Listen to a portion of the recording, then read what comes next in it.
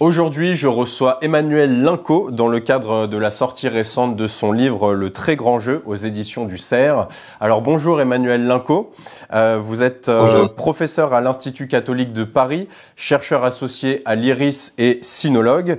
Et donc vous nous proposez ce livre Le Très Grand Jeu avec un titre qui fait écho au Grand Jeu, qui est un nom donné à une période de rivalité coloniale et diplomatique entre la Russie et le Royaume-Uni au XIXe siècle. Alors pourquoi cette référence déjà, première question, et pourquoi parler aujourd'hui de très grand jeu? Eh bien, tout d'abord, le grand jeu, historiquement, on doit entre autres cette expression à l'écrivain Kipling, qui faisait en effet état des rivalités entre la Grande-Bretagne depuis son empire des Indes et la Russie, avec une zone de confrontation qui reste pérenne d'ailleurs, une sorte d'état tampon que constitue l'Afghanistan. Mais en même temps, ce grand jeu, ce great game, se poursuivait sur des régions périphériques telles que le Baloutchistan et le Cachemire. Et là aussi, on a sur le temps long, finalement, une ligne de fracture que l'on retrouve à l'époque contemporaine. Cependant, autant le 19e siècle était marqué par une rivalité entre deux États, aujourd'hui, et d'où le nom précisément de cet ouvrage, le très grand jeu Pékin face à l'Asie centrale, on y voit désormais d'autres acteurs. Alors bien sûr la Chine, sur laquelle nous allons revenir, mais aussi des puissances régionales qui jouent chacune un rôle évidemment décisif, que ce soit la Turquie, pour des raisons historiques évidentes et culturelles évidentes et linguistiques évidentes, c'est que la Turquie cherche à renouer avec cet arrière-pays qui est constitué majoritairement de turcophones, d'une part, et d'autre part, on peut évoquer bien sûr l'Iran, qui à son tour a sur le temps long des intérêts très anciens dans la région. Il y a des communautés persanophones un peu partout à travers l'Asie centrale, sans oublier évidemment le Tadjikistan, qui est le seul pays de l'Asie centrale où le persan est précisément la langue officielle. Et puis, vous avez à ces acteurs d'autres acteurs plus récents tels que le Pakistan, le Qatar, bien sûr, qui s'inscrivent dans cette rivalité, dans ce champ de force véritablement, parce que la thèse de ce livre est de montrer que même si la Russie n'est pas totalement marginalisée, elle a encore de beaux restes en tant que puissance et en tant que langue aussi, hein, la langue de Pouchkine reste parlée par une grande partie des habitants de l'Asie centrale, et bien malgré tout, ces déboires par rapport à l'Ukraine ou son affaiblissement général économique semblent largement profiter à la Chine. Et donc tous ces derniers événements, depuis 2 ans au moins, concourent à la thèse selon laquelle donc la Chine est en train de capter véritablement cette région ex-soviétique, région qui par ailleurs, bien au-delà de la période soviétique, n'en était pas moins très familière à la Chine du fait même de l'existence des anciennes routes de la soie. Alors justement, les routes de la soie, les nouvelles routes de la soie dont vous parlez pas mal dans votre livre, où en est-on aujourd'hui de ce projet et comment tend-il à se développer dans les années à venir, si tant est qu'il se développe encore? Oui, il faut rappeler d'abord que c'est une expression qui a été forgée par des Européens et notamment par un géologue allemand de la fin du 19e siècle, hein, le dénommé von Richthofen. Et les Chinois l'ont reprise pour parfois d'ailleurs lui donner d'autres noms qui sont beaucoup plus familiers aux interlocuteurs américains, par exemple de la Chine, tels que la Belt and Road Initiative ou bien la One Belt and One Road au bord, hein, c'est un acronyme américain qui désigne un projet qui est souvent appelé ainsi précisément, mais qui s'inscrit sur le temps long, là encore, sur l'existence d'itinéraires très anciens, qu'ils soient terrestres ou maritimes, et qui longtemps ont connecté précisément la Chine à ses périphéries plus ou moins proches. Et donc, je dirais que l'intérêt évidemment de Xi Jinping, lorsqu'il lance ce projet des nouvelles routes de la soie en 2013, c'est-à-dire quelques mois seulement après son arrivée au pouvoir, c'est de renouer précisément avec ce background historique et culturel qui parle à tous, évidemment en Eurasie, parce que tous les pays de la région ont été de près ou de loin associés aux routes de la soie. Donc c'est une façon évidemment de légitimer un projet neuf par rapport à une histoire en définitive très ancienne. Et même si la Chine, pour répondre à votre question, est aujourd'hui, d'un point de vue conjoncturel, en difficulté, il ne faut pas oublier qu'il y a près de 20% de chômeurs dans les villes, par exemple, hein, sans doute beaucoup plus en milieu rural, sans oublier bien sûr les sanctions américaines qui s'exercent de plus en plus sur l'économie chinoise. Et bien malgré tout, la Chine n'a pas renoncé à ce projet des nouvelles routes de la soie. Bien sûr, il est revu à la baisse par rapport à l'Union européenne, puisque au départ, rappelons-le, ce projet avait été conçu pour relier la Chine à l'Union européenne, qui reste encore à ce jour son premier partenaire commercial, qui est de surcroît, ne l'oublions jamais, la première puissance économique du monde. Mais du fait même de la guerre en Ukraine, du fait même de la détestation de la Chine à laquelle nous assistons aussi bien en Union européenne qu'aux États-Unis, eh bien, les nouvelles routes de la soie tendent à se réorienter vers ce sud global que la Chine entend précisément représenter, et tout particulièrement vers l'Asie centrale. Et pourquoi l'Asie centrale? Eh bien, parce que c'est une région évidemment géographiquement connectée au Moyen-Orient, mais aussi au Caucase, qui reste finalement la voie médiane à travers laquelle des projets ferroviaires et numériques initiés par les Chinois pourraient transiter pour atteindre la Turquie et, in fine, l'Union européenne. Donc, même si ce projet est revu à la baisse, je ne pense pas, évidemment, qu'avant très longtemps, les Chinois y renoncent pour autant. Quel état des lieux aujourd'hui on pourrait faire entre les relations entre la Chine et l'Asie centrale? Alors vous dites dans votre livre qu'il y a des relations commerciales très fortes, notamment que la Chine est le premier partenaire commercial du Tadjikistan ou du Kirghizistan entre autres. Quels sont, enfin sur le plan commercial, sur le plan diplomatique, où en est-on aujourd'hui et quels sont les différents enjeux également sur le plan commercial et diplomatique entre la Chine et l'Asie centrale? Eh bien, en fait, ces pays de l'Asie centrale cherchent par tous les moyens à trouver une diplomatie de la troisième voie. Parfois, on la qualifie également de diplomatie multivectorielle quand on rencontre, par exemple, des diplomates kazakhstanais, c'est-à-dire une volonté, en fait, de se libérer de ces deux grandes hégémonies que sont la Russie et la Chine, précisément. Évidemment, ce n'est pas une chose aisée comme on l'imagine, parce que quand on regarde la carte, on voit bien que ces États sont très enclavés par leur géographie, et donc la seule façon d'exporter évidemment leurs biens consiste soit à transiter par la Russie, soit par la Chine précisément. Donc chacun de ces États est amené à composer évidemment avec cette réalité géographique, bien sûr, tout en essayant de chercher de nouveaux partenariats. Et c'est le cas tout particulièrement avec la France d'Emmanuel Macron. Et l'Asie centrale, rappelons-le, c'est un espace évidemment très vaste hein, qui s'étend du Caucase jusqu'à la Mongolie en passant par le Pakistan et la Chine. Or, Emmanuel Macron, signe des temps, s'est rendu au mois d'avril dernier en Mongolie précisément, et plus récemment à partir du 2 novembre, successivement au Kazakhstan et en Ouzbékistan, puis en recevant à l'Élysée le président kirghize.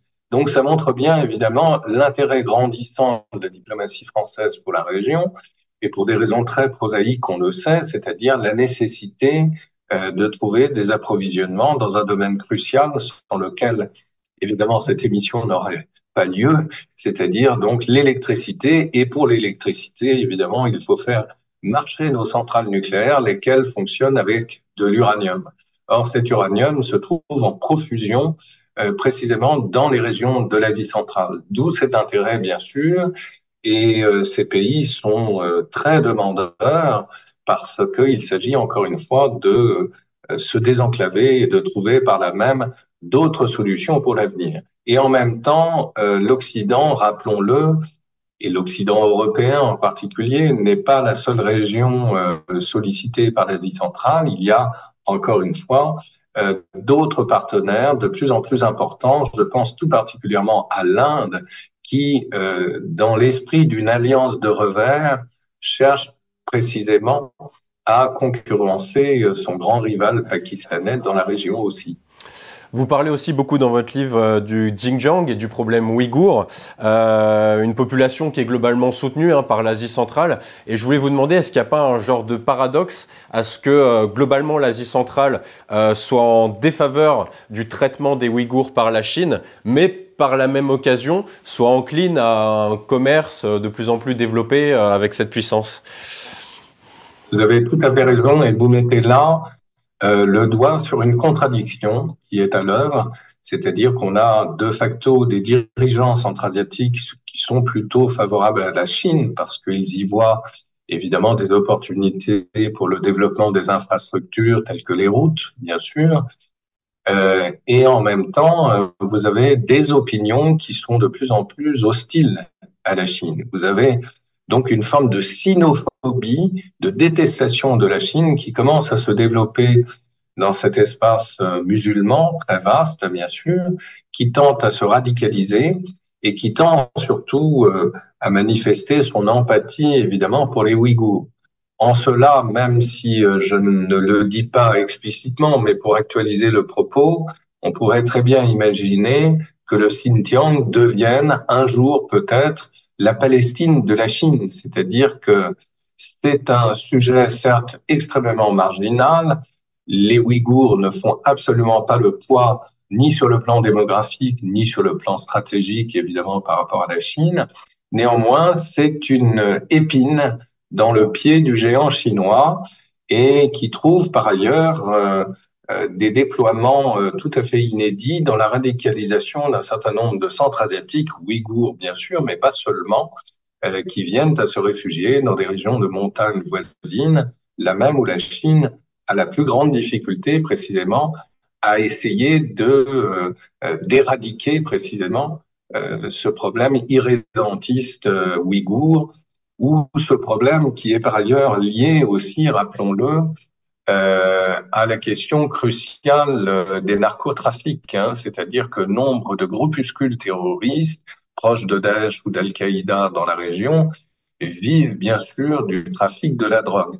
Or, la Chine est très préoccupée par cette question pour des raisons évidentes, c'est-à-dire une question d'hygiène générale propre à la population chinoise, mais aussi parce que la question de la drogue, on le sait bien, dans l'histoire chinoise, est une question extrêmement sensible. Ce sont les guerres de l'opium au XIXe siècle qui ont concouru à l'effondrement de la dernière dynastie impériale chinoise, la dynastie des Qing. Donc, à tout point de vue, évidemment, la Chine manifeste son intérêt dans une région à la fois sur le plan stratégique, mais aussi sur le plan économique. Et dans l'une de vos conclusions, donc vous dites évidemment que la Chine tente de lutter contre ce terrorisme, mais que leur contre-terrorisme qu'ils mettent en place fait plus de dégâts que le terrorisme en tant que tel. Quel est l'état actuel des choses justement sur cette question du terrorisme en Chine, sur la question ouïghour, où en est-on? Bien, vous avez raison. Là aussi, la Chine fait preuve de contradiction parce que elle dit vouloir lutter contre le terrorisme international, ce qui est majoritairement vrai et attesté par les faits. Mais quand on y regarde d'un peu plus près, en particulier au Pakistan, on se rend compte que la Chine soutient des factions terroristes et qualifiées comme telles par le gouvernement indien, par exemple. On constate aussi que la Chine entretient une certaine ambivalence avec le régime des talibans, par exemple. Ce fut le cas durant le premier régime taliban dans les années 90 et puis plus récemment depuis le retour des talibans au pouvoir à Kaboul, puisque l'on sait par exemple qu'il n'y a que quelques jours, un ambassadeur du gouvernement des talibans a été nommé à Pékin avec des lettres d'accréditation qui démontrent bien que la Chine tente à vouloir de nouveau se rapprocher du régime taliban qui, en tout cas pour les Occidentaux, a longtemps été considéré comme un régime terroriste, précisément. Donc il y a là une contradiction qui est liée à une volonté très pragmatique pour les Chinois de vouloir sécuriser les approvisionnements énergétiques. Et pour ce faire, eh bien, les Chinois opèrent de la même manière que les Russes ou les Américains, c'est-à-dire qu'ils soutiennent telle faction contre telle autre pour essayer de neutraliser, évidemment, cet espace convoité. Mais évidemment, c'est une politique à court terme qui pourrait très bien, à terme, encore une fois, se retourner contre les Chinois. Et dans une autre conclusion à la fin de votre livre, vous parlez d'une configuration à venir qui semble s'esquisser, donc autrement dit un triangle Russie, Chine, Inde. Aujourd'hui, alors moi j'essaye pas mal de suivre les différents échanges entre la Chine et la Russie, les différentes visites, les différentes rencontres entre Vladimir Poutine et Xi Jinping. Aujourd'hui, j'ai du mal à comprendre quelle est la nature véritable des relations entre la Chine et la Russie et comment est-ce qu'elle tend à se développer dans les années à venir à la lumière de ce qui s'est passé avec l'Ukraine évidemment. Alors, ce sont des relations de pure circonstance qui sont liées évidemment à une empathie probable, en tout cas une sympathie probable que se portent chacun de ces deux hommes, Vladimir Poutine et Xi Jinping. Ils sont de la même génération, ils sont issus d'une culture communiste commune et d'une culture stalinienne, hein, il faut le rappeler. Ils sont mus aussi par une détestation commune contre l'Occident et ses valeurs et une volonté de renouer précisément avec des traditions totalement réinventées qui font notamment de la Chine un mixte improbable entre marxisme-léninisme auquel on se réfère encore et à la culture néo-confucéenne. De même pour la Russie, dans son syncrétisme tout à fait inédit entre la période historique stalinienne et la grande période impériale et orthodoxe de la Sainte-Russie. Bon. Donc, on a de ce point de vue-là des trajectoires évidemment communes. Pour le meilleur, peut-être, pour le pire, assurément. C'est-à-dire que on le sait, et le sinologue Lucien Bianco l'a fort bien écrit dans un livre magnifique intitulé La récidive, les expériences de la Russie devenue soviétique ont été très largement empruntées par la Chine maoïste, et souvent donc pour le pire, c'est-à-dire que cela a entraîné des catastrophes absolues, notamment pour la population chinoise. Bon. Donc, de ce point de vue-là, il y a une trajectoire commune, il faut le rappeler, mais en même temps, ce sont des relations de pure circonstance parce que il y a une méfiance réciproque, hein, de toute façon, sur le temps long. Il y a aujourd'hui encore un certain nombre de contentieux frontaliers entre les deux États, ce qui est lourd de sens, évidemment, pour la suite. Et il y a une zone de rivalité cruciale, c'est l'Asie centrale, précisément. C'est-à-dire que si à terme la Russie venait à perdre ses dernières bases militaires très importantes au Tadjikistan et au Kirghizistan, eh bien, tout simplement, la Russie perdrait son statut de grande puissance internationale. Évidemment, il lui resterait son arsenal nucléaire, que lui envie évidemment la Chine, et sous lequel, d'ailleurs, sous le parapluie duquel la Chine se réfugie. Mais encore une fois, tous ces éléments sont assez conjoncturels en définitive. Et la Russie ne saurait renoncer à des relations très fortes qu'elle entretient précisément avec le grand rival émergent de la Chine, à savoir l'Inde. Depuis 1947, l'Inde entretient des relations de très grande proximité avec la Russie, dans le domaine de la vente d'armes, par exemple, hein, et ceci n'a jamais été dénoncé précisément par les Indiens qui continuent d'acheter des armes d'origine russe. Et ceci explique en retour, évidemment, que Narendra Modi ait été extrêmement distant par rapport aux positions radicales des Occidentaux prises à l'encontre des Russes dans l'affaire ukrainienne, si vous voulez. Donc, il faut raison garder et bien comprendre que la Russie, finalement, dans ses rivalités tous azimuts, cherche à son tour, évidemment, à garder une position d'équilibre. et sait pertinemment sur le plan historique qu'elle reste la matrice, assez paradoxalement d'ailleurs, mais c'est un fait, la matrice idéologique et historique de tous ces deux États modernes que sont respectivement la Chine et l'Inde, précisément. Voilà. Bien, en tout cas, vous donnez beaucoup de clés de lecture sur tous ces sujets. Donc, dans votre livre, qui, je le rappelle, s'appelle Le Très Grand Jeu, aux éditions du Cerf. En tout cas, merci beaucoup, Emmanuel Linco, d'avoir répondu à mes questions. Et merci à vous qui nous avez regardé, d'avoir suivi cet entretien.